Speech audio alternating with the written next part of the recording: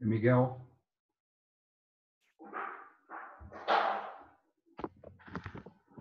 Miguel, tá me ouvindo?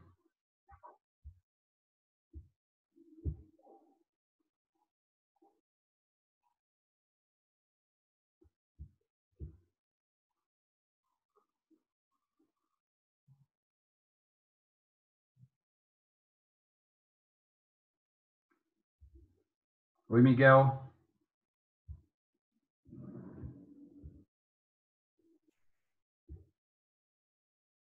Olá. Oi, Miguel. Miguel, tá me ouvindo? Peraí. Oi, Miguel. Alô? Tá me ouvindo? Pô, agora eu tô. Ah, E você? legal. Beleza, Miguel. Vamos aguardar mais um pouquinho aí o pessoal entrar. Hum, E aí, tudo bem contigo? tudo bem, meu amigo. Eu tava aí em São Paulo hoje de É manhã. mesmo, é? Ô, louco. É que minha filha mora aí, né? Aí Ah, tá. aí ela veio para cá na Semana Santa. E ela trabalhando de casa, e hoje ela tinha que fazer um exame, e ela tinha comprado uma passagem de avião, cara, até uns pontos mais R$ 30. Eu falei, Nicole, não vai entrar em avião, não. Não vai entrar em avião. Aí ontem à tarde ela parou de trabalhar 3 horas, 4 horas, saí daqui, cheguei aí às 10h30, mais ou menos. Aí dormi e vim para cá. Ah, ô, louco. Ela trabalha Então, aí na Raizen. Miguel, eu vou fazer o seguinte. Eu vou. Isso aqui está sendo gravado, tá? Depois Tá. eu vou colocar o link, porque eu não sei, o pessoal não está entrando aqui. Vou esperar mais um pouquinho. Depois que você falou ali, eu nem falei para as pessoas que eu conheço assim para entrar. Eu falei, deve ter alguém já preparado. Aí eu também não falei para ninguém, não. Não, mas eu divulguei bastante, viu? Ah, é? Divulguei nos grupos, divulguei num monte de lugar, tá? Agora, não sei, vamos ver, mas qualquer coisa, a gente bate nosso papo aqui, grava e depois eu jogo nos grupos, não tem problema não. É Ontem com a tranquilo. Ellen, foi legal? Oi? Foi Com a muito Ellen? bom. A Ellen é ótima, né? É, show. Gracinha de menina. A Ellen é uma menina, assim, uma pessoa maravilhosa, pô. Ela é O que ela fora está de... fazendo agora? Ela tem um projeto lá na cidade dela, que é Louveira. Ela tem um projeto junto com o Otávio, né, que é o marido dela, e é um projeto com criança. Um projeto com criança. Louveira, né? Aqui no Brasil, não, né? Sim, no interior de São Paulo, pertinho de Jundiaí. Ah, tá. Pertinho de Jundiaí. Espera só um pouquinho, Miguel.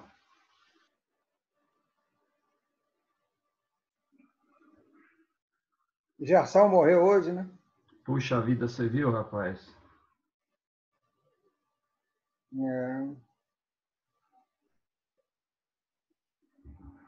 É triste. Ele estava bem doente, né? Tava. Tava bem ruim, né? Pois é. Agora, ele tinha uns problemas na justiça com ex-mulher, né? Não tinha isso? Eu não sei direito a história dele. Eu sei que ele era meio enrolado, né? Ele era um cara meio enroscado, pô. Então fica uma coisa estranha. Ó, entrou mais uma pessoa aí, o Fábio. Vamos esperar mais 2 minutinhos, aí a gente começa. Eu fiz sexta-feira, o técnico do Paulistano de base, foi muito legal. Miguel? Miguel Ricci. Miguel Risse, exatamente. Ele está fazendo um dever de casa com a garotada, resgatando a memória do basquete, né? Aí ele fez a garotada ver Brasil e Estados Unidos, do PAN de 87, Ah, que legal. e fez a garotada ver a final feminina. E nisso tem uma coincidência da vida. Eu fui fazer um passeio em julho do ano passado, a Capitólio, ali, não sei se você conhece, Minas. Já ouvi falar, mas eu não Muito conheço. legal. Aí tinha um garoto assim, né, de seus 13 anos, e eu comecei a conversar com o pai, a mãe, e o garoto, sabe aquele andar de basqueteiro? Aí, sabe uma coisa, eu vou perguntar. Eu falei, meu amigo, você joga basquete? Ele, jogo. Acabei de chegar de Franca. Aí o pai, joga no Paulistano. Ah, que legal, não sei o quê. Aí o pai, e você é do basquete? Eu falei, sou um pouco, né? Aí fiz aquela coisa. É. Como assim um pouco? Tem uma história no basquete. Falei, sério? Eu falei, qual é o seu nome? Eu falei, pô, bem que eu estava reconhecendo, eu tinha falado com a minha esposa, eu estava sem graça de perguntar, blá, blá, blá. Que legal. Aí a gente trocou ideias, não sei o quê.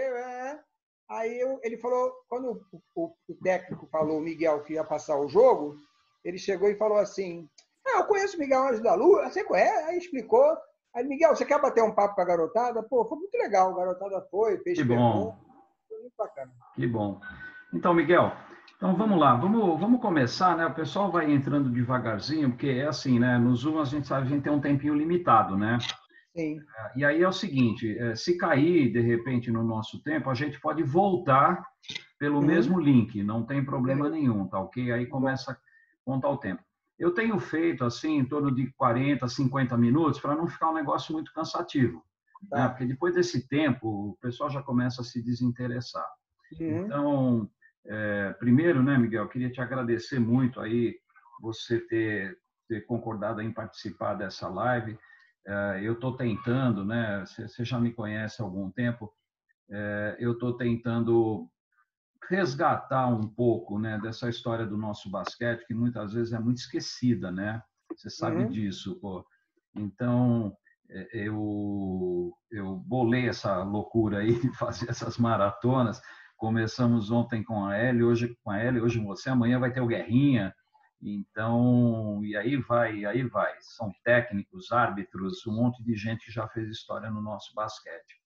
Então, de novo, Miguel, obrigado. Para quem não Prazer. sabe, para quem está assistindo ou vai assistir, o Miguel ele fez parte do grupo, né, que discutiu inicialmente a Escola Nacional de Treinadores, né, Miguel? Fizemos aí um trabalho muito Sim. bacana que durou aí algum tempo e depois, infelizmente, ele não teve sequência, mas enfim. Mas acho que aquele grupo lá que a gente montou foi um grupo que produziu umas coisas muito bacanas, né? Tenho certeza Sim. disso. Então vamos lá, Miguel. Vamos começar pelo seguinte. Queria que você falasse um pouquinho da tua carreira, né? Uhum. Fala da tua carreira, mas não fala de seleção, porque a seleção vai ser o segundo tópico. Queria que você Tá bom. falasse para o pessoal aí como é que foi tua carreira no basquete, enfim, como é que você entrou no basquete, e, enfim, vamos lá, toca firme aí o negócio. Dante, primeiro é um prazer estar batendo esse papo com você e com essa comunidade do basquete aí que pode estar assistindo ou vai assistir mais tarde.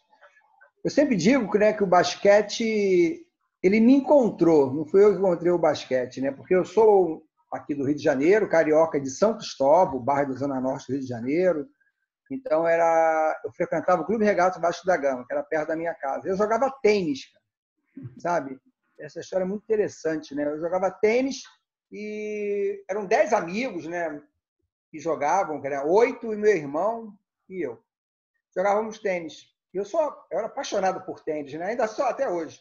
E tinha um diretor no Vasco, o Chiquinho Madalena, que ele percorria o Vasco atrás de garotos para jogar basquete. Aí viu aquela garotada no paredão lá jogando, aí esperou acabar o treino e falou assim: Ei, pessoal, se apresentou, sou Chiquinho Madalena, eu sou diretor do basquete do Vasco, estou convidando vocês para fazer a escolinha do Vasco.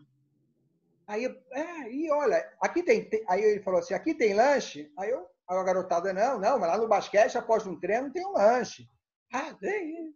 Aí foi impressionante, Dante, que eu, com 10, né? Todo mundo, poxa, e o tênis do Vasco era terça, quinta e sábado.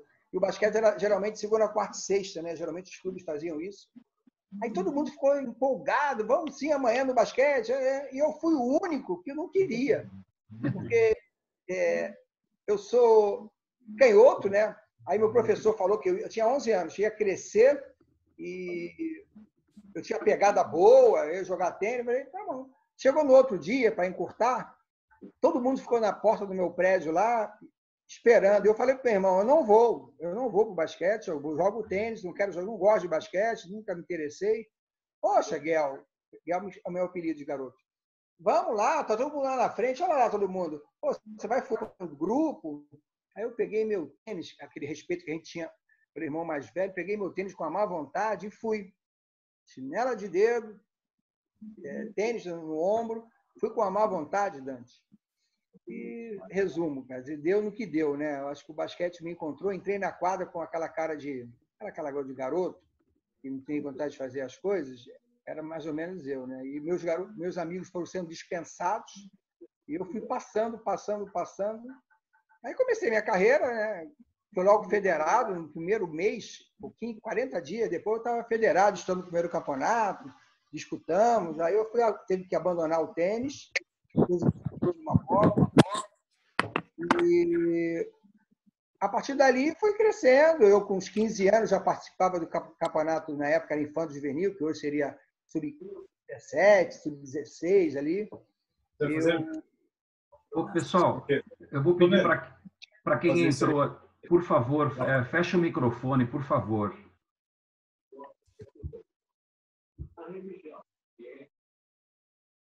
Aí, boa. Obrigado, Hélio. Obrigado, Neto. O Neto está na linha aí com a gente. Opa! Tá? Grande Neto, Hélio. O pessoal Hélio. vai entrando aí, tá? Um prazer, né? Então eu estava contando aqui pro pessoal que o basquete que me encontrou, que eu não queria jogar basquete, jogava tênis. Eu recebi um convite lá no Vasco e acabei entrando e fui dando prosseguimento na minha carreira. Só aos 15 anos já fazia parte do adulto do Vasco, né? Porque eu sentava no banco lá, vendo os garotos o adulto treinar, e às vezes faltava um. Aí eu completava o coletivo, e com isso eu tinha alguma certa habilidade, mas naquela época tinha muito bons jogadores, né? Eu era armador, né? Me lembro que tinha o Bira, tinha o Fabinho, né? Então eu era o terceiro armador do time, mas aí quando eu fiz educação física, me ofereceram para complementar meu salário uma escolinha, né? Eu sempre fui capitão das equipes que eu jogava na base e falava muito, e aí me deram uma escolinha. Aí, logo em seguida, Dante, o técnico da categoria, que era infantil até 13, hoje é sub-13, ele saiu do clube. Aí, Miguel, você não quer? Aí, em menos de 2 meses, eu peguei uma equipe e meu primeiro ano como técnico, nós fomos campeões lá no Vasco infantil, né? Aí, logo no mesmo ano, eu fui ser técnico de uma seleção carioca, que ia disputar o 13º campeonato infantil em Vitória.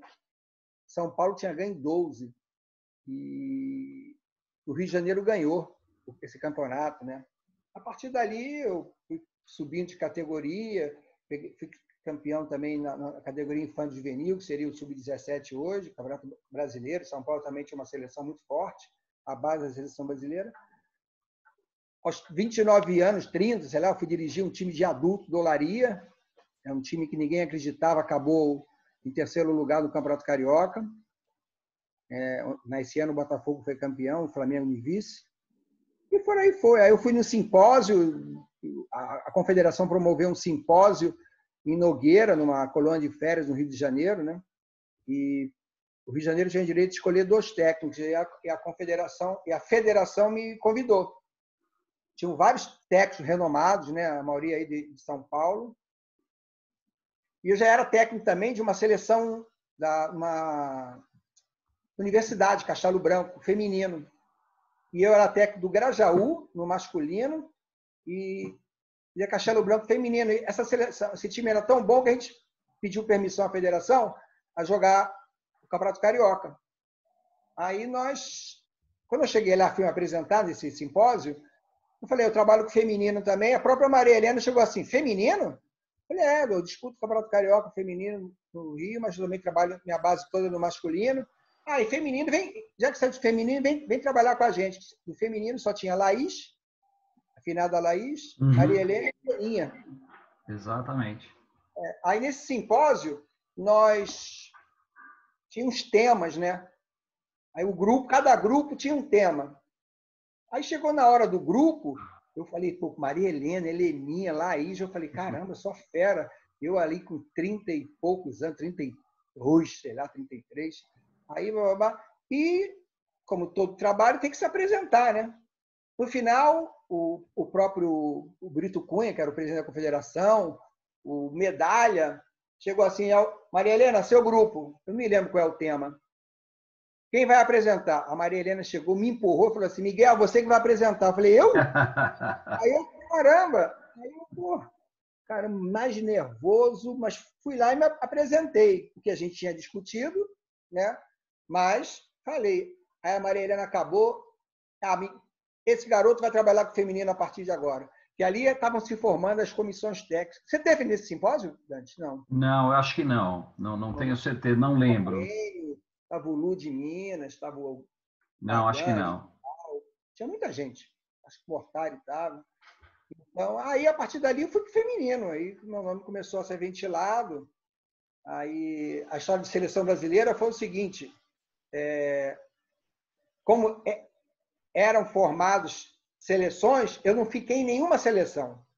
Aí a Maria Helena, não, deixa trabalhar com a gente. Aí o Brito Cunha chegou para mim no particular e falou assim, Miguel, se eu desejar mal a um inimigo, Neto, escuta essa, se eu desejar mal ao inimigo, eu dou um time feminino para ele dirigir. Aí eu falei, que isso, professor? Que isso, professor? Aí eu falei, Miguel, calma, a tua hora vai chegar. Tá bom. Mas aí eu fui acabou, tinha uma seleção sub-20, 21. Enio, técnico, Lu, de Minas, né? Lá do ginástico, técnico do Gerson até. E eu como auxiliar. O auxiliar não viajava. Dava os treinos, participava, tá bom. Mas já apareceu uma vaga, o Enio pediu até, o Brito Cunha fez a gente viajar, eu viajar para o Chile.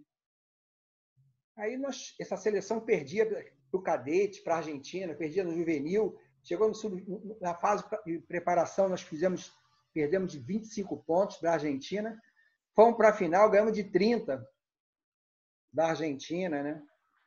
Aí, a partir dali, tinha uma seleção juvenil, me prometeram que eu ia ser técnico, mas quando cheguei na confederação, o Brito Cunha me deu uma seleção feminina. Eu falei, eu, feminino? Não conheço ninguém. A relação está aqui.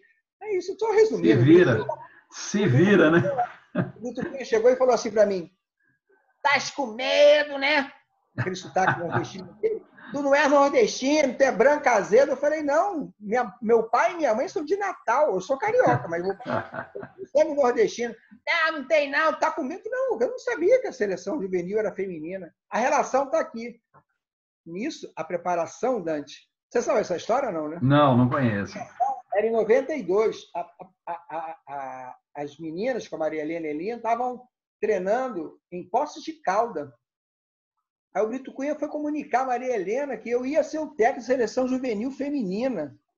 Aí a Maria Helena também pulou da cadeira, não gostou, não, essa seleção é da Laís. Não, a Laís vai ser assistente do Miguel. Aí eu fiz assim, a Laís é minha assistente? Aí eu, caramba. Ele falava assim, cala a boca, cala a boca. Aí, e isso, desculpa falar, mas ele falou que eu não queria que a Laís fosse, queria que a Laís, de repente, fosse para Barcelona junto, mas ia me dar essa seleção. Aí acabei pegando essa seleção feminina, uma represária do caramba, os técnicos não aceitaram. Isso eu lembro. 20, disso eu lembro. Acho que eram 20 garotas, 20 cartas de dispensa. O primeiro treino foi no Baby Barione, até eu me apresentar, mas aí o Brito Cunha ameaçou, olha, vocês podem não se apresentar, mas também eu tenho o direito de cortar a inscrição de vocês. Tinha alguma coisa assim, né? Aí as meninas foram, a gente foi um campeão sul-americano, chegou na Copa América, o Brito Cunha falou assim, ia ser no México. Garoto, tem 4 vagas para o Mundial. Uma vaga dos Estados Unidos, outra vaga do Canadá, a outra vaga de Cuba. A 4ª vaga é do México. O campeonato vai ser no México, numa cidade pequenininha, e essas meninas vão tremer. Mas eu quero essa 4ª vaga. Aí eu, beleza. Aí eu, caramba, 4, aí tu vai para o campeonato, né? 4 vagas, México, já é garantido. Cuba, Canadá, Estados Unidos, disputar a vaga com o México. Resumo, nós fomos campeões desse torneio, né? É verdade. Aí a seleção foi penúltimo lugar lá. Aí a mídia perguntou ao Brito Cunha, o que vai fazer com a comissão técnica? Vou demitir, grande Bial. Aí, vou demitir. Em relação à pandemia. Aí, quem Pessoal, vai ser? só mais uma coisa. Pessoal, quem tiver com o microfone aberto aí, por favor, fecha, porque senão dá ruído aqui, por favor. Bial, fecha teu microfone, por favor.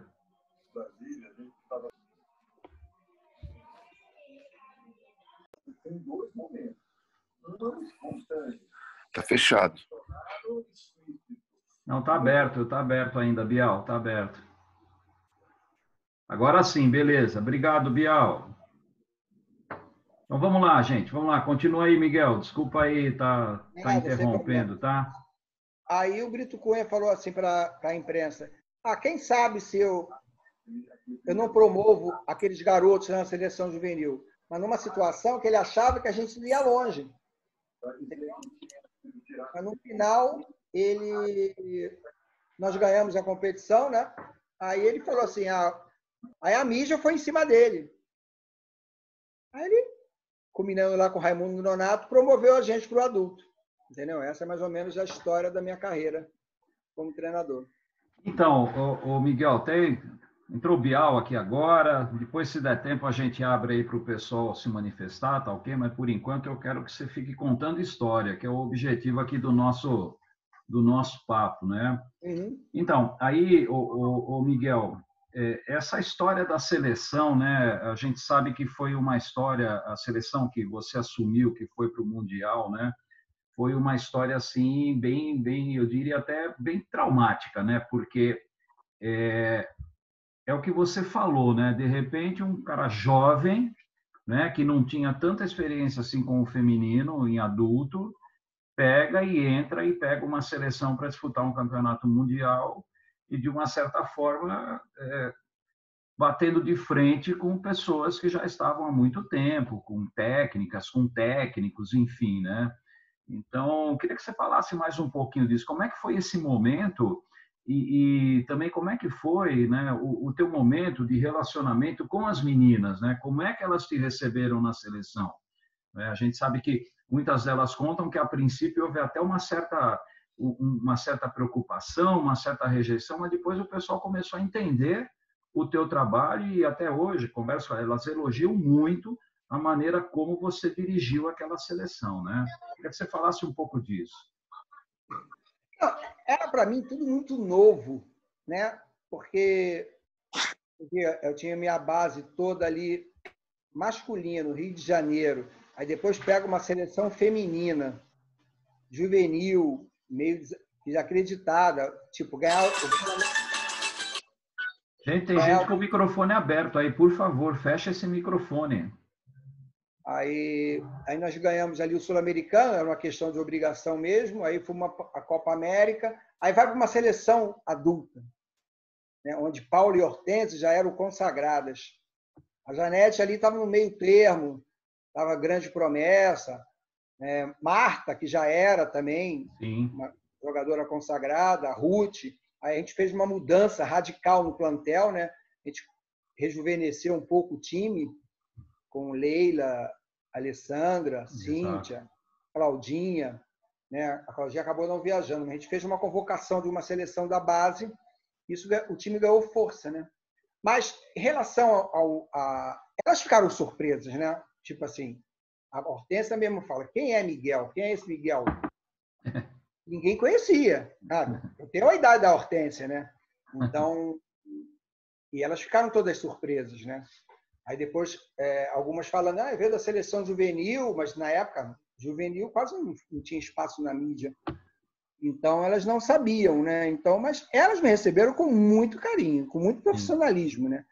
Espantadas, lógico. Eu também confesso que eu estava muito espantado. Eu nunca tinha apertado a mão de nenhuma delas. Nunca tinha, no mundo, sabe? Então, nunca tinha chegado perto, nem perto. Nunca, por exemplo, eu não ia assistir os jogos de São Paulo. Eu via aqui do Rio, pouco elas jogaram aqui do Rio. A seleção, quando tinha, não jogava aqui no Rio. Então, mas elas foram super profissionais, sabe? Com muito, isso eu sempre falo, com muita desconfiança. Tinha a comissão técnica, eu, né? Sérgio Maronese, tinha o Ivan, que poucos nós conhecem, lá de Minas, tinha o Valdir Pagan, O Valdir Pagan realmente foi um paizão para a gente, para mim, principalmente, que ele, pela sua experiência, né? Eu queria, depois, Miguel, eu queria fazer um parênteses, até anotei aqui, para você falar especificamente do Pagan, porque muita gente não conhece o Valdir Pagan, não sabe quem foi o Valdir e a importância que ele teve para o basquete feminino, mesmo antes do Mundial, naquela época, né? Então, depois a gente vai falar sobre ele. Nessa comissão Então, técnica, você tinha o Hermes também, né? o Hermes Balbino. E tinha o Borracha. O Borracha também era um técnico feminino. Só que o Isso. Borracha, eu acho que não levou fé um pouco no trabalho e pediu para sair. Aí veio o Ivan, mas o Hermes também foi um cara, já tinha uma passagem pelo basquete feminino. O Sérgio Maronese já tinha trabalhado com o Valdir, acho que em Sorocaba, ou Isso. em Salto, tinha um time em Salto. Isso. Trabalhado. Então, o Sérgio já tinha conhecimento de algumas atletas, agora eu não. Então, foi uma comissão técnica nova, todo mundo disposto a trabalhar, todo mundo de mudar o cenário do basquetebol feminino, sabe? E é isso, entendeu? Houve essa mescla dessa juventude com essas jogadoras mais jovens. Eu sempre falei assim, sempre desde o início, não adianta ter nome, eu sei que alguém pode perguntar sobre isso, mas vão viajar as 12 melhores atletas, né? Todo técnico fala isso, né? Seja em clubes, seja em seleção. Tanto é que a gente achou que, por exemplo, Marta foi um corte doloroso, que era a terceira jogadora do Brasil, mas ela não estava apresentando bom basquetebol, né? E a gente teve que cortá-la. Foi difícil esse corte, sabe? Mas a gente fincou o pé ali e achava que ela não teria condição de acompanhar o jogo que a gente queria impor, um jogo defensivo e de contra-ataque. Então, aí, o Miguel, nesse Mundial, né, estou com os dados aqui, o Brasil fez 8 jogos e perdeu só 2, né? Quer dizer, qual era efetivamente a expectativa, né, de vocês nesse Mundial? O Brasil tinha participado da Olimpíada em 92, primeira vez, né, que o Brasil teve uma participação olímpica. Ficou em 7º lugar, 8 equipes, ganhou, se não me engano, somente um jogo da Itália, não lembro direito. E aí, de repente, esse grupo, né, com algumas modificações, vai para um campeonato mundial. E qual era a expectativa, né? Na Austrália, né, que sempre um país que tem uma tradição tremenda no feminino, principalmente, né, com jogadoras fantásticas que surgiram aí, uma geração muito boa. Como é que foi? Conta um pouco, né? Como é que foi essa expectativa? Vocês chegaram lá e falaram, bom, o que é que nós viemos fazer aqui? A verdade era, nós não tínhamos informações muito sobre atletas. Hoje em dia, você põe no Google, qualquer time, qualquer seleção, tu pega a estatística, tu tem a noção, né? Menina nova, menina mais experiente. Naquela época, 94, a gente não tinha isso, não tinha vídeos totalmente, né? A gente tinha alguns jogos que a confederação nos dava via videocassete, mas era uma seleção dos Estados Unidos, por exemplo, a gente nem conhecia. As outras adversárias, então, não conhecia. Agora, a gente trabalhou muito em cima da nossa seleção. Aí entra o fator. Tem numa equipe, né, no resumo, a parte técnica, a tática, a parte física e a parte psicológica, né? E isso entra, daqui a pouco eu falo sobre o Valdir, mas foi muito importante em cima disso, né? A gente rejuvenesceu o time, né? A gente apostou. Todo mundo sabe quem é qualquer técnico, tem que ter um pouco de audácia, né? E essa audácia a gente teve, né? De tentar mudar um pouco a cara do basquetebol feminino. Você tem noção, Dante, nas 16 equipes na Bolsa de Apostas, nós éramos o 11º, né? Naquela época já se apostava, né? Sim. 11º da competição. Imagina quem apostou no Brasil deve ter ganho uma boa grana. Então, podia dividir com vocês, né? Podia ter me dado alguma coisinha, né? Então, eu acho que, da maneira que foi, a gente foi vendo jogo a jogo. Como a gente não tinha muitos dados, a gente foi adversário. Olhava, lógico, começou a primeira rodada, a gente começou a ver todos os jogos, né? Estudar o adversário, foi conhecendo ali, sabe? Logo na primeira rodada. Então, a gente foi passando por fase, sempre perdendo um jogo, classificando em segundo, né? Sim. Então, foi mais ou menos em cima disso, confiando no trabalho que a gente ia fazer. Entendeu? Aí teve um jogo que foi fantástico, né? Aquele jogo na semifinal contra os Estados Unidos, né? Foi um jogo fora de série, né, Miguel? O Sim. jogo foi maravilhoso, né? Teve um jogo também, nas oitavas, contra a Itália, isso eu me recordo bem. Dos 40 minutos, a gente ficou, acho que, 38 minutos e meio atrás. Mas atrás mesmo, não conseguia passar. Aí, no final, a gente deu a carta na manga, a gente foi lá e passou a Itália e ganhou. Senão, a gente não ia disputar de quinta a oitavo. Aí foi para a semifinal contra os Estados Unidos. Aí nós já tínhamos números, né, estatísticos. Então a gente já começou a estudar melhor o jogador. O time dos Estados Unidos, uma potência, né, uma potência de seleção. A história do basquetebol feminino é muito interessante, Dante. Naquela época, acho que também era o 13º campeonato feminino mundial. Naquela época, os Estados Unidos tinha ganho 5 vezes, a Rússia tinha ganho 7 vezes. Né? Então, a gente quebrou esse paradigma. Né? Exatamente. Mas a gente chegou para a seleção dos Estados Unidos, a gente estudou a parte individual, a parte coletiva. Né? Eu, Sérgio e Valdir, né? O Hermes ainda não participava muito, porque ele não era conhecedor profundo da parte técnica e tática, mas também dava os pitacos dele. Né? Então, a gente fez um trabalho mental com elas e que não podia jogar de igual para igual. A gente tinha que valorizar muito a posse de bola, né? E elas foram super disciplinadas.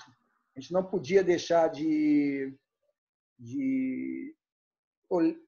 cortar um pouco a parte individual de cada uma. Lógico, poderia fazer o jogo 1 contra 1, como elas gostavam de fazer, mas a gente tem que escolher bem os arremessos. Então, a gente fez isso. Eu acho que esse jogo, para mim, foi um dos melhores da minha carreira, porque a gente não podia errar. Assim, sabe? Diminuiu muito o número de erros e eu acho que, assim, foi um jogo inesquecível na minha carreira, esse jogo dos Estados Unidos. Não por ter ganho dos Estados Unidos, porque todo técnico se planeja, né? Planeja aquilo, as chaves de vitórias, ver os pontos positivos e negativos, e elas foram praticamente perfeitas nesse quesito, né, de disciplina. Aí, Miguel, vamos avançar, né? Como é que foi o trabalho, depois de tudo isso, o trabalho para os Jogos Olímpicos, né? Que aí já se criou também uma expectativa diferente em cima da equipe, né? Sim. Já não era mais uma equipe desconhecida, já não era mais uma equipe que iria ficar em 11º lugar na Bolsa de Apostas. Afinal de contas, era campeã mundial, né? Então, como é que foi, né, essa sequência de trabalho para os Jogos Olímpicos? A gente estava em dúvida primeiro porque a Hortência engravidou. Exatamente. Certo? E do Vitor, e eu acho que o Vitor, quando a gente se apresentou, ela tinha 2 meses que tinha ganho o Vitor, alguma coisa assim. Estava na dúvida se ela ia participar ou não. Aí ela conversou com o Hermes, né? O Hermes fez um trabalho muito legal com ela. Essa parte física dela estava um pouco parada devido à gravidez. Isso aí eu dou a mão assim, curvo para ele, que ele fez um trabalho muito bom com ela. Até ele colocou ela para jogar tipo um 5 contra 5 em um espaço de tempo muito curto, né? E a Hortência também era muito disciplinada, né? Então ela seguia tudo à risca, né? Sempre acompanhada da babá e do Vitor. Tá? Então ela conseguiu entrar no time, se encaixou.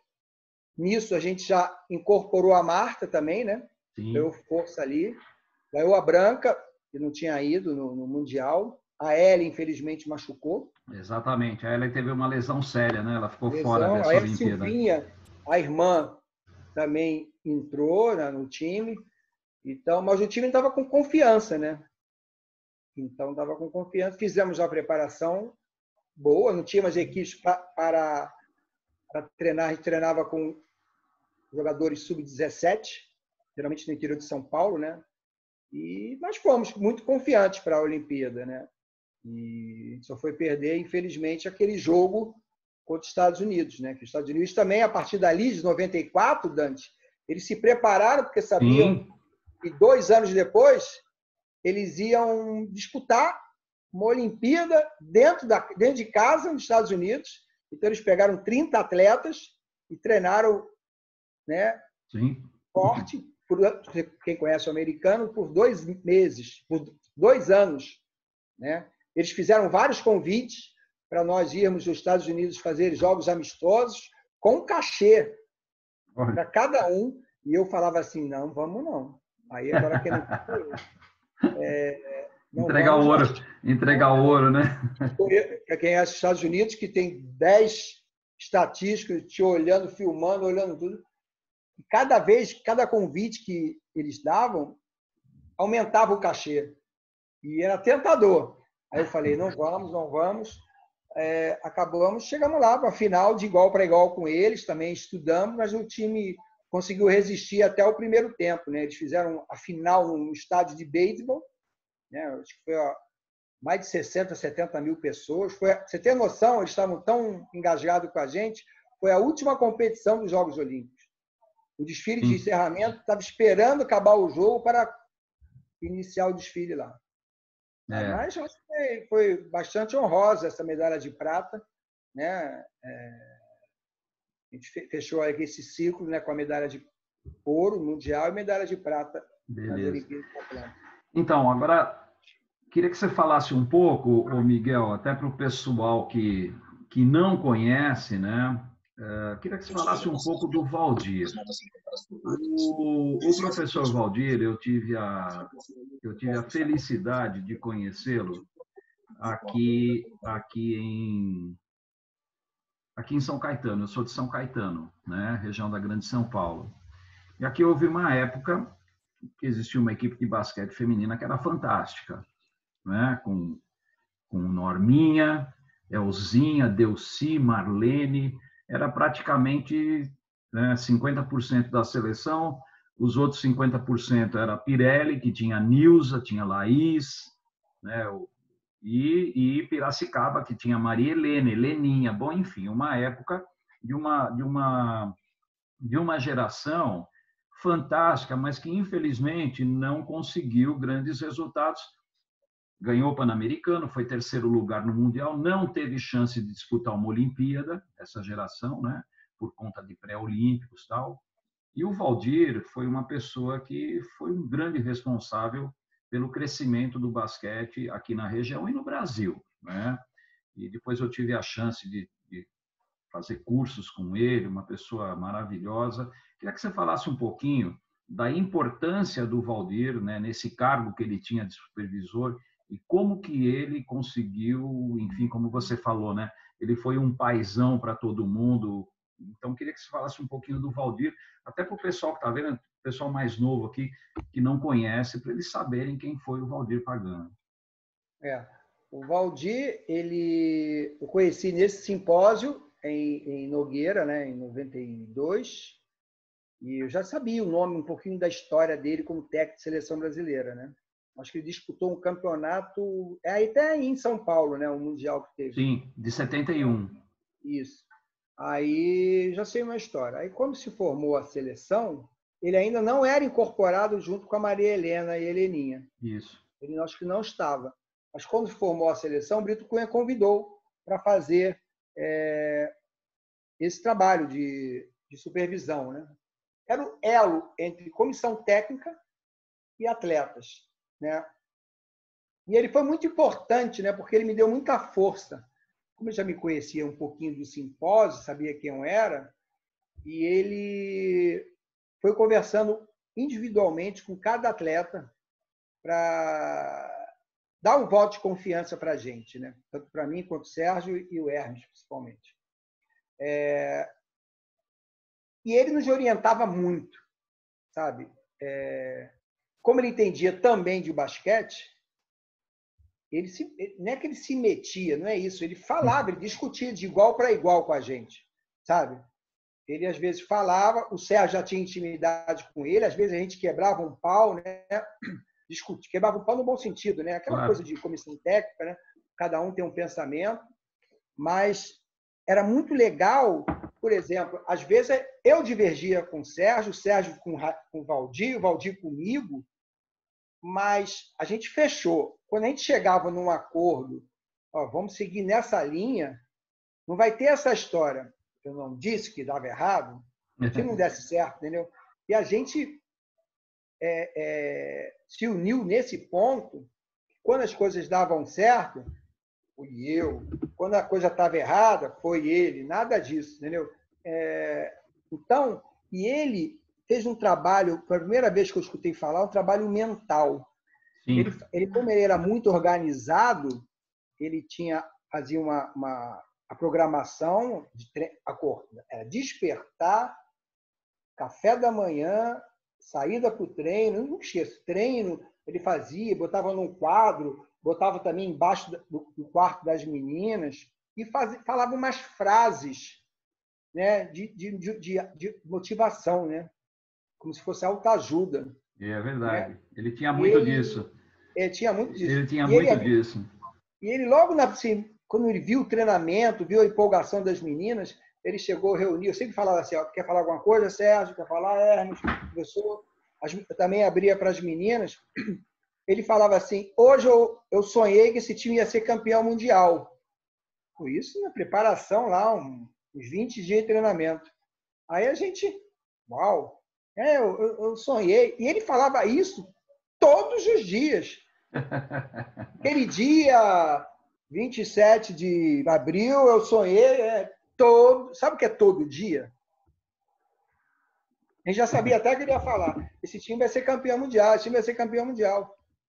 Cara, tá bom. E a gente começou a acreditar nisso, porque imagina aquela água mole em pedra dura, né? Uma pessoa ali do teu lado falando uma coisa, sabe? Então, ele foi... Então, eu me esqueço, assim, até o corte da Marta, a gente estava em dúvida se levava a Marta ou a Dalila, mas a Marta não fez uns treinos bons, e ele foi firme com a gente, com o Brito Cunha e com o Enio Vec ali, sabe? E ele foi firme ali com a gente, ele nunca assim, vou segurar o meu lado, não, ele ficou do nosso lado o tempo todo, sabe? E a gente criou um laço de amizade, sabe? Que eu acho que hoje falta, ou nas equipes, né? Eu dou um exemplo assim, eu imagino que o Hélio Rubens, agora eu não sei, mas que o Elinho já ganhou corpo ali, deve ter ajudado muito ali, né? Às vezes eu vi, na época, o Espiga com o Flávio Davis, né? Eu me lembro que o Flávio ali, com a sua experiência, deve falar alguma coisa ali, falava com o Espiga, alguma coisa. Lula hoje deve fazer esse papel lá no Franca também. Eu acho isso muito interessante, né? Que poucas equipes, né, têm essa pessoa que vai estar apoiando na vitória ou na derrota, tá? Vai estar ali dando uma bronca, um carinho no jogador, sabe? Vai ali falar com o árbitro, sabe? Eu acho isso super interessante, esse papel. Eu acho que esse é mais ou menos um resumo que eu tenho do Valdir Pagan. Assim, meu pai do basquete, um cara que me ajudou muito, muito. Eu enalteço isso, sabe? O Sérgio também. O Sérgio, ele era muito ligado ao Sérgio Maronese, né? Sim. Por já ter trabalhado juntos. E quando ele se foi, a gente sentiu bastante. Com certeza, com certeza. Valdir era uma pessoa muito especial, como eu te falei, tive o prazer, né, e a honra de ter, não trabalhado com ele, mas ter tido, ele, uma época, trabalhou lá na Escola de Educação Física da USP, né, dando curso técnico, eu e o Lula, a gente estava começando, então a gente acompanhava muito o jeito dele, uma pessoa muito tranquila, né, Miguel? Sim, assim, tranquilo. super tranquilo, que passava assim, um negócio de confiança muito grande, né? Sim. Então, tranquilo. Então, Miguel, olha só, tem uma perguntinha aqui do Fábio. Ele está querendo saber, primeiro ele te elogia, né? E ele quer saber o seguinte, quais foram os seus técnicos de referência, né? Você teve algum técnico que foi assim muito importante na tua carreira, pessoas que te influenciaram demais? Olha, já me fizeram essa pergunta, assim, mas como eu trabalhei, fui técnico de base, e eu tinha poucos naquela época, poucos cursos, né? Eu comecei a pegar filosofia um pouco de cada um desses técnicos, né? Então, da disciplina, de ser às vezes mole demais, ser mais exigente, sabe? Algum técnico que me marcou, que trabalhou comigo, não assim, não. Mas todos me marcaram, entendeu? Um pouco, sabe? Eu tive meu primeiro técnico foi o professor Rui, né, que me ensinou o beabá do basquete. Ele era até professor da UFRJ, da Federal do Rio de Janeiro, de basquete. Sabe? Depois tem o seu Olímpio, que era um capitão do Exército, que era muito rigoroso, sabe? Aí depois eu fui para o adulto, né? Tinha o Zé Pereira, acho que você conheceu o Zé Pereira, né? Português, baixinho lá, né? Era muito legal. O Manuel Bonfim era um cara assim. O Manuel Bonfim era um cara que também ele era estudioso, não era nem professor de educação física, trabalhava no Banco Central, mas era muito rígido e amigo ao mesmo tempo, né? Ele era muito sincero nas colocações dele, ele não deixava misturar a amizade que ele tinha com alguns, com um atleta. Então, esses treinadores, tem o Isidorinho também, o Isidorinho é um técnico de base, ele não teve carreira, não. Foi um cara super importante também para mim, conversava muito comigo, como eu era o capitão, e eu comecei desde cedo a falar alguma coisa com ele, e ele me ajudou bastante nisso, sabe? Então, agora, Miguel, escolhe um. Esse um eu não tenho, eu não tive, sabe? Assim, um técnico que possa ter me orientado. Eu tinha, assim, adoração por... Eu era fã até da Maria Helena. Eu achava assim, poxa, estou trabalhando com a Maria Helena aqui, eu achava ela muito interessante, né? Eu achava, assim, a inteligência do Ari Vidal no banco, Sim. a cobra, né? Assim, Ari, fora de série, né?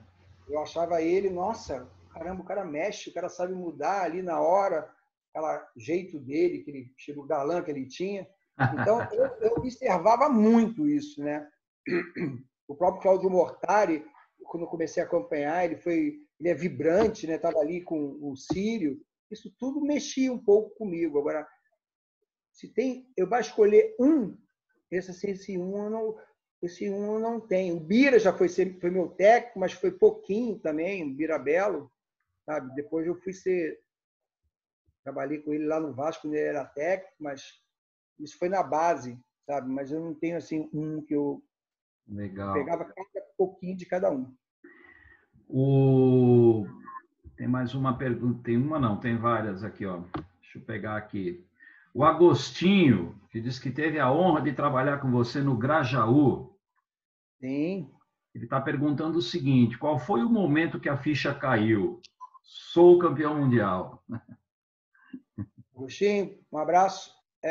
Agostinho chegou a namorar minha irmã, sabia? Ô, louco! Ô, Agostinho!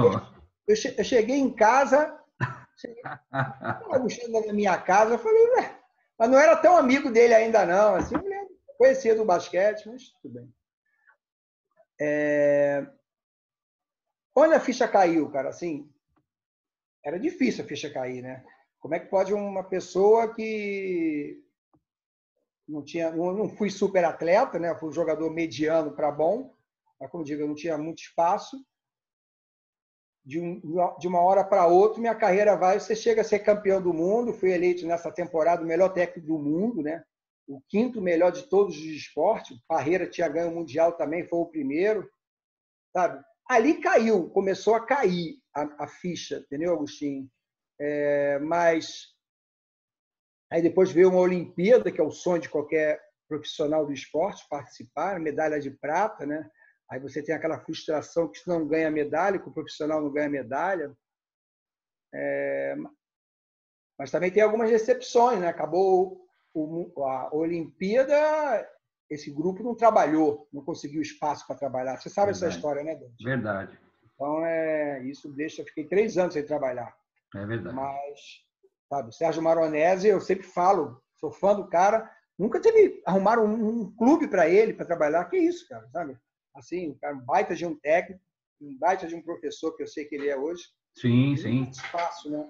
Então, mas a ficha caiu mesmo, assim, quando foi a convocação e depois do título mundial.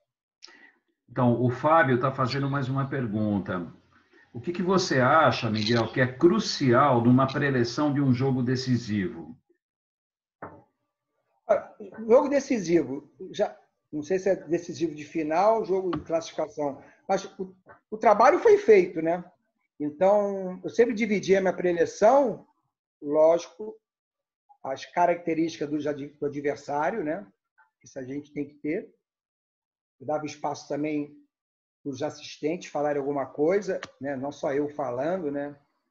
E a parte de motivação é super importante, sabe? Só um detalhe. Chegou no Mundial, chegou numa fase do Mundial que eu aprendi uma coisa com o Valdir. Alguém pode contestar o que eu vou falar. O Valdir chamou eu, Sérgio e Hermes, e falou assim, a partir de hoje é proibido falar coisa negativa para as meninas. Aí a gente, pô, Valdir, como é que pode? Se a garota errou um passe... Miguel, arruma uma maneira de falar, mas não vai do lado negativo. Na hora do técnico pensar isso, às vezes, né, quem é o técnico, pô, você pensa, errou o passe. Pode falar que errou o passe, mas arruma. Então, isso, foi um exercício que a gente aprendeu.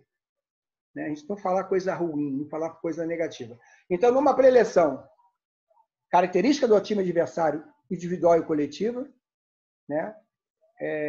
A motivação, querem os 12 jogadores ali motivados, que estão prontos para entrar no combate, né? A gente sempre fala que o banco é muito importante, aquele jogador que fica meio relaxado, eu sempre cobrava isso dos meus atletas, e a gente falava isso na pré-eleição. A nossa parte técnica, que foi treinado, a parte ofensiva, de contra-ataque e defensiva, sabe? Falavam sempre difícil controlar a arbitragem, sabe? E sempre eu falava, se tem um jogador mais exaltado, às vezes o sangue sobe, né? Eu sempre falava, vai lá e tira o cara da confusão, seja com o árbitro, seja com o adversário, por mais que às vezes esse atleta esteja nervoso para querer empurrar, brigar, né? Então, vários aspectos, né? Mas a parte psicológica, então, é super importante, né? Que às vezes a gente fazia a preleção, eu já começava a minha preleção no último treino, se fosse na parte da manhã, por exemplo, já começava ali, para não também ficar 1 hora dando 40 minutos dando informação. A gente dava tópicos, né?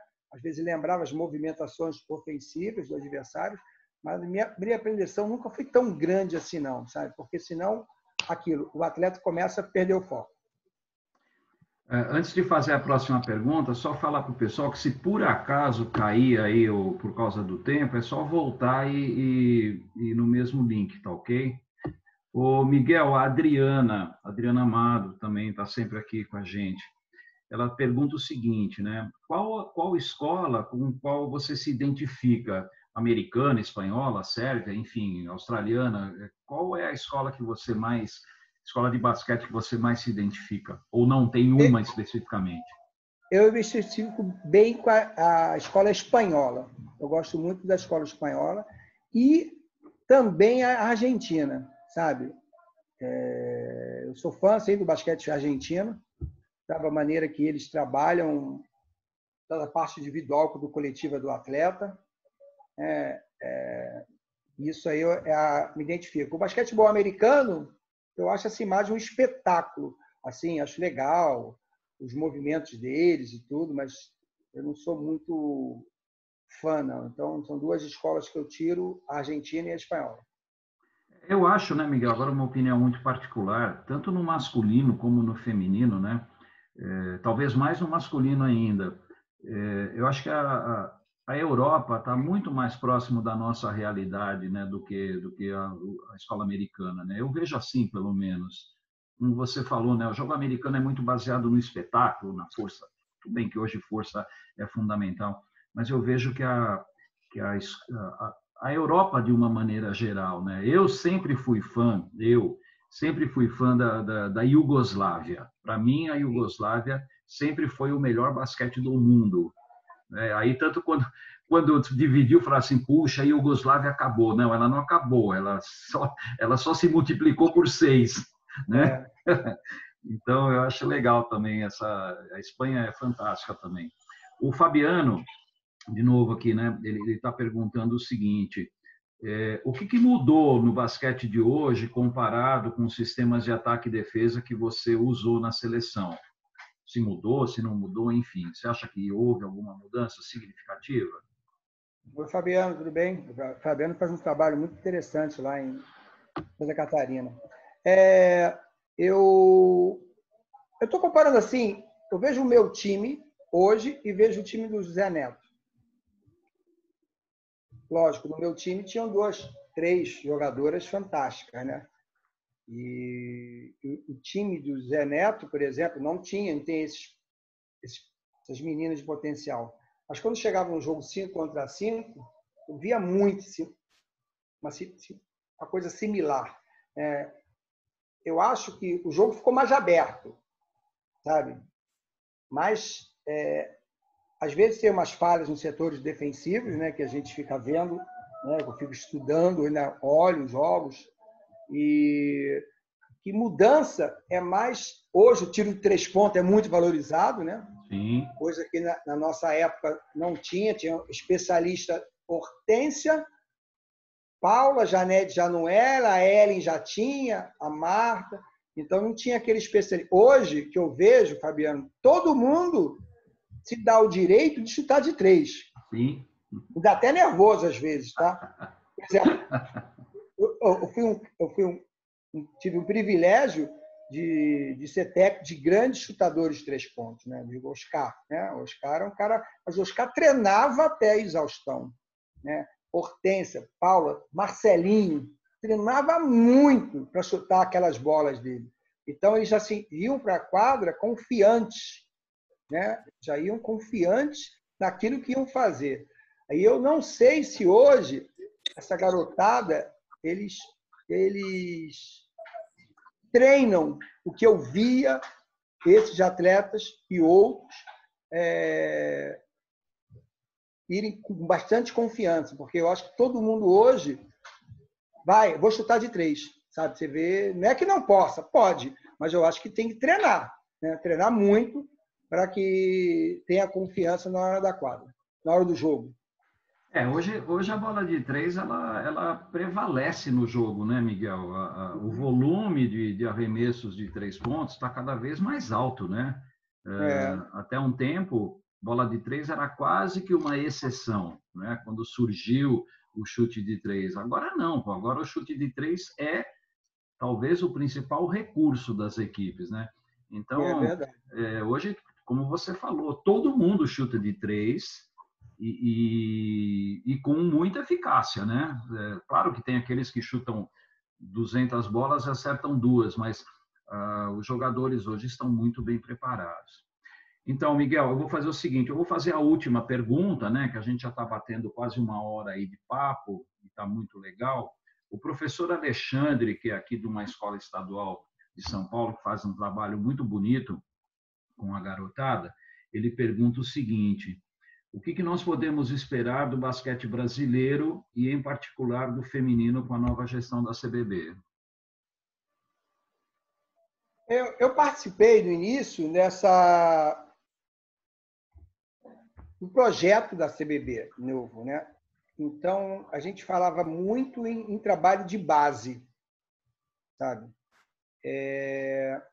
Eu acho que o basquetebol brasileiro ele precisa, sempre falo, né? Tem a pirâmide, né? A base e vai subindo. Poucos chegam lá em cima, no time principal. Então, a gente tem que fortalecer, aumentar o número de praticantes, sabe? Eu vejo, eu estou teoricamente na segunda força do estado do país, né? Do Brasil. Primeiro São Paulo, não estou falando que é o segundo ou não, mas tinham mais clubes. Eu vejo aqui cada vez mais minguando. Aqui não tem, por exemplo, campeonato carioca feminino. Você acredita? Sim. Sabe? Então, isso me preocupa, né? As pessoas hoje, muita gente não quer trabalhar. Eu não vejo, quando eu estava mais de perto, acompanhando treinamentos, eu via meninos com muita dificuldade de driblar com a mão cega, né? Eles são mais fortes, eu vejo garoto de 14, 15 anos já tocando no aro, cravando, né? Mas, às vezes, tem deficiência técnica. Então, se nós... Quem faz o trabalho de base, Alexandre, você que faz um trabalho bom em escola, se não tiver apoio, isso não dá visibilidade, né, Dante? Não. Você é uma pessoa que insiste nesse trabalho, eu até já falei isso para você, você não é pouco aproveitado, mas isso não dá voto, isso não dá ibope, sabe? Então, e hoje eu faço isso. Eu tenho projetos aqui no Rio que eu forneço jogadores para os clubes, né? Mas eu faço com o maior prazer, sabe? Então, eu pego um pouco da minha experiência, tem uma outra pessoa que trabalha comigo, o Júnior, e a gente... Tá legal, tá vindo jogadores, estão indo para clubes, mas eu acho que tem que fortalecer a pirâmide lá embaixo, Com certeza. para a gente voltar a crescer no cenário do basquete. Agora, é um trabalho que leva tempo, né? Tem que ser planejado, né, Miguel? A gente não pode viver de momentos, né? É o que eu sempre digo, a gente acaba descobrindo que tem uma Olimpíada 6 meses antes, né? Então, o trabalho tem que ser feito com planejamento, com tempo, às vezes leva muito tempo, a gente sabe disso, você não forma uma equipe de uma hora para outra, né? Então, eu acredito que, pelo menos, eu acho que no feminino, né, o Neto está aí na linha com a gente, fiquei muito, lógico, a gente ficou triste pela desclassificação, mas eu fiquei muito contente pelo fato do trabalho estar continuando, né? Não é uma desclassificação para um pré-olímpico que vai destruir um trabalho que está sendo feito. Eu acho que é por aí mesmo. Miguel, para finalizar, queria que você deixasse uma mensagem para o pessoal. Quero te agradecer demais por esse tempo. Você é um cara que eu também tenho um respeito muito grande pelo teu trabalho. A gente conviveu, se bem que por pouco tempo, mas a gente conviveu no grupo lá da Escola de Treinadores, umas ideias muito bacanas, e a gente tem assim um respeito muito grande, eu particularmente, pelo teu trabalho e pela maneira, principalmente, isso eu quero falar, deixar bem claro, pela maneira ética como você discute alguns assuntos, né? Sem nunca... Aquela história, né? Vou usar do Valdir agora, hein? Sem falar coisa negativa. É Então, Miguel, verdade, mas a gente tem que, eu digo, assimilar alguma coisa que aprendeu, né? com certeza. Eu estou vendo aqui Flávio, entre aspas, Espiga, ele sabe da história, Grande começou basquete espiga. comigo, né? E um abraço para você, Flávio. Eu sou um cara muito otimista, tá? Eu sempre vejo as coisas pelo lado positivo. Eu sei que tem muita gente trabalhando em pró do basquete, sabe? E eu sei que é difícil, porque a gente sabe o momento político que a gente passa, mas eu tenho que acreditar sempre, Com ter esse certeza. espaço de querer trabalhar. Eu estou dando aí até um conselho para o Neto, a gente já conversou em algumas situações, também enalteço, já falei isso para ele no particular, o trabalho que ele fez, sabe, junto com ele, com o Falcão e outros membros da comissão técnica, né? A gente sabe da dificuldade que tinha, meio desacreditado, e por pouco não chegou lá. Mas ainda tem que acreditar sempre, tem que... eu brinco, a gente que é mais antigo, tinha aquele brinquedo João Bobo, né? Você bate, cai no chão e volta. Quem é mais novo não sabe o que é o João Bobo, mas põe na Google, vai ver. Então, a gente sabe disso para não desistir, cara, né? Porque eu quero apoiar sempre, conto com eles, que eles quiserem conversar comigo, bater um papo no particular, eu sempre estou aberto para isso.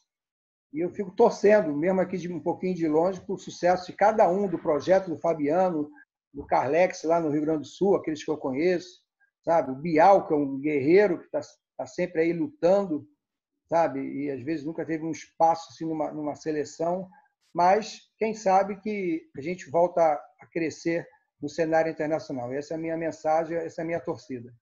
E que você, Valeu. Dante, também continue esse seu trabalho que é maravilhoso. Valeu. Então, Miguel, brigadão. Queria agradecer a participação de todo mundo, né? Só para fazer uma propagandazinha aí, seguindo nessa nossa maratona de lives, né? Amanhã, às 11 horas, eu vou bater um papo com o Guerrinha, tá ok? Vai ser pelo Instagram, @vivaobasquete. E de tarde, às 18 horas, nós vamos ter um Zoom com o Neto. O Neto vai falar sobre fatores que influenciam na qualidade do treinamento. O link do Zoom, eu vou deixar, está na minha página do Face, o Viva o Basquetebol. Quem quiser entrar, vai ser às 18 horas. Então, fica o convite. E nós vamos ter live aí a semana inteira. Nós vamos ter o Guerrinha, depois nós vamos ter o Medalha, depois o Cadum, Renatinho, Rolando, Lula, o Dodge, que foi campeão mundial pelo Sírio em 79. Quer dizer, vai ser uma semana bem legal. Depois eu disponibilizo na página de novo o cronograma, tá bom? Gente, muito obrigado pela participação. Eu gravei, não sei se eu vou conseguir reproduzir, porque é a primeira vez que eu estou fazendo esse negócio aqui. Esse treco de tecnologia, viu, o Miguel? De vez em quando confunde o tico e o teco aqui na cabeça, mas a gente vai aprendendo, né?